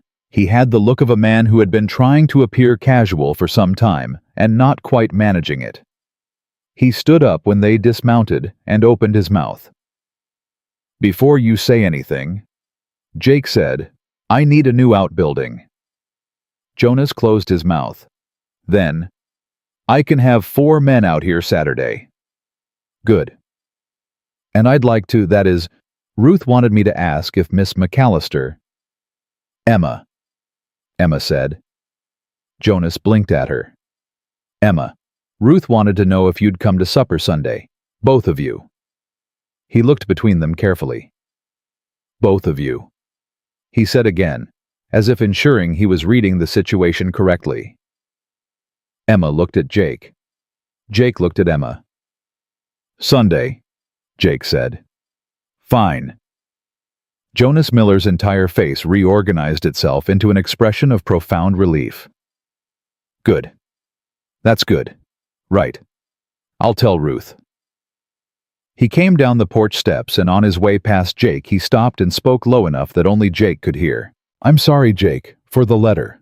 For going about it wrong. I know," Jake said. "You've been alone too. Jonas." Jake looked at his friend. "Thank you." Jonas stared at him. "For forging a federal document. For knowing me well enough to think I needed something I didn't know how to ask for." He paused. "Don't do it again." Jonas absorbed that. Then he nodded, got in his wagon, and drove away. And Jake was fairly certain he saw the man's shoulders shaking with suppressed laughter the entire length of the drive. The weeks that followed were not simple. Jake had not promised Emma simple, and she hadn't asked for it, and they were well matched in that respect. There were nightmares hers still, though they came less often. There were mornings when she was quiet in the particular way of someone working through something she wasn't ready to voice, and Jake had learned to recognize that quiet and leave room for it. There were evenings when the weight of what was still ahead, the preceding Salt Lake, the formal testimony pressed down on her, and he could see her carrying it. On those evenings, he didn't fix it, because it wasn't a thing that could be fixed from the outside. He sat at the table and drank his coffee, and sometimes he talked, and sometimes he didn't, and she was there either way, and being there was the thing that mattered. She was learning him too, learning that he didn't speak when he didn't have something to say, and that his silences weren't indifference, learning that he showed care in actions rather than declarations. The coffee started before she was up. The lamp moved to wherever she was working, the way he positioned himself without thought between her and any door when someone unexpected came to the property. She noticed these things. She didn't remark on them. She simply received them, which was the right way. 3 weeks after Harding's examination, Jonas and his men raised the new outbuilding on a Saturday. Emma fed all 4 of them at noon, and they ate like men who hadn't seen a proper table in months, and Ruth Miller sat beside Emma, and the 2 women talked in the low, comfortable register of people who had decided to know each other and were getting about the business of it. Jake watched this from across the yard and felt the particular warmth of a life that was becoming something he hadn't allowed himself to imagine. The proceeding came on a Thursday in late August in a federal courtroom in Salt Lake, with high ceilings and the smell of wood polish, and the weight of law in every surface. Emma McCallister took the stand, in a dark blue dress city fabric, but the right kind for this, and she answered every question Thomas Harding's clerk put to her, with the steady, precise clarity of a woman who had been carrying this truth for 6 weeks, and was finally formally setting it down. Garrett sat at the defense table, in a suit that had probably cost more than Jake's horse, and wore the expression of a man who had run out of angles and knew it. His lawyer, not Fitch from Millhaven, but a proper Chicago man who had managed to get himself paid before the asset, freeze-tightened, fully objected where he could. Harding overruled with the efficiency of a man with better things to do. Clara Hobbs testified. Sister Mary Catherine testified. The representative from the Chicago Sister House testified by written deposition. When it was done, Harding recessed for 20 minutes. 20 minutes, not hours, not days.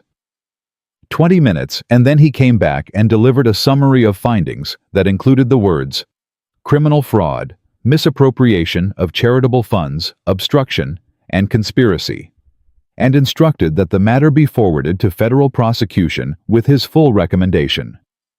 Garrett's lawyer leaned over and spoke quietly to his client. Garrett said nothing. He looked at the table. Jake, sitting in the gallery with his hat in his hands, watched William Garrett understand that the machinery he'd built was done. And he felt not triumph. He wasn't a man who ran to triumph, but the clean, quiet satisfaction of a thing resolved. A thing that had been wrong for a long time being made right because one woman had kept an oilskin packet and refused to let fear be the last word. He looked at Emma across the courtroom. She was still at the witness stand, not yet dismissed, and she was looking at Harding as he spoke, and her posture was the straightest Jake had ever seen it. Not the posture of someone holding themselves rigid against collapse, but the posture of someone who had just put down a weight they'd been carrying so long, they'd stopped feeling it as separate from themselves. She felt it now. He could see it in her the moment the weight lifted. The slight change in her breathing. The way her chin came up an inch. She found his eyes across the room. He nodded once.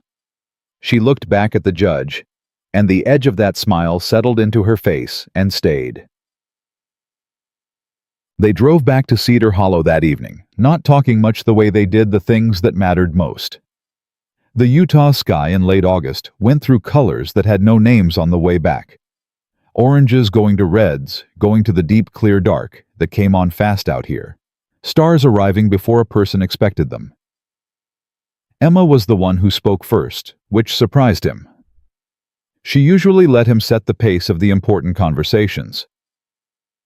"I want to tell you something," she said. "All right."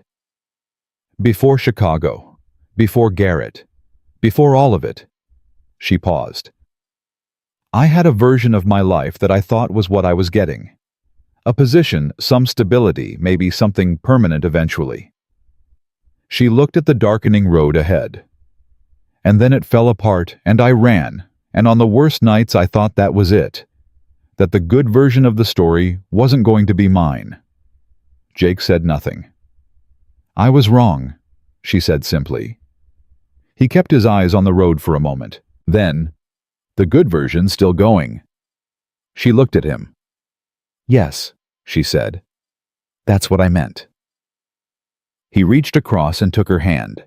He did it the way he did everything, without announcement, without asking if it was the right time, just doing the thing that was true. Her hand was warm and steady in his, and she turned her palm up and held on, and they rode the last miles home like that in the August dark, with the stars coming in overhead and Cedar Hollow waiting. 6 months later, on a morning in February, when the Utah cold had finally relented enough to let the sun do something meaningful. Emma McCallister. Emma Turner, as of 4 weeks prior in a ceremony at the Millhaven Church, attended by Sister Mary Catherine, and Jonas, and Ruth, and Emmett Briggs, and Del Croft, and Pete Halverson, and half of Cedar Hollow, told Jake that there was going to be a baby. She told him at the kitchen table over coffee, in the same direct way she told him everything. No performance, no lead-up, just the fact. He set down his cup.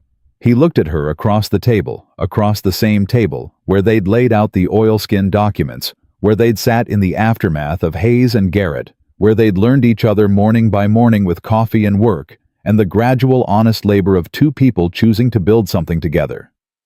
He reached across and took her hand, the same way he'd taken it in the dark on the road back from Salt Lake. "All right," he said. His voice came out rough, which wasn't something he'd planned. Emma looked at him with those green eyes that had never once looked away when his would. "All right," she said. "I mean, He stopped. He was not a man who found words easy, and this was not a moment for inadequate ones. He looked at her hand in his, and at the kitchen around them that had stopped being empty, and at the life that had somehow arrived while he was doing the practical work of getting through each day. "I mean yes," he said. "I mean good. I mean I didn't—" He stopped again, started again. "I stopped thinking this was something I was going to have." "I know," Emma said quietly. "So did I." He held her hand, and she held his. And between them was everything that 15 years of silence, and 6 weeks of running, and 9 days of coffee and documents, and a bolted door, and a burnt-out building, and a federal courtroom had somehow stubbornly, impossibly added up to a life. A real one. The kind with noise in it, and someone at the other end of the table, and a future that was not a thing to be endured, but a thing to look forward to. Outside, the February sun was doing its best.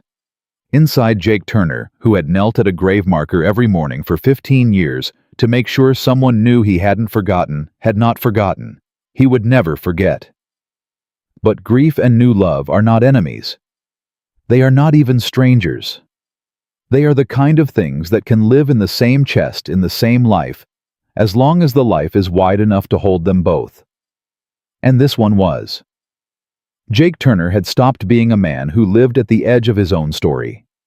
He had walked back to the center of it, one cup of coffee at a time, one honest word at a time, because a woman with green eyes and $11 and an oilskin packet full of proof had collapsed at his fence line on a summer morning, and he had done the only decent thing. He had picked her up. The rest of it they had built together. And what they built was the kind of thing that stands.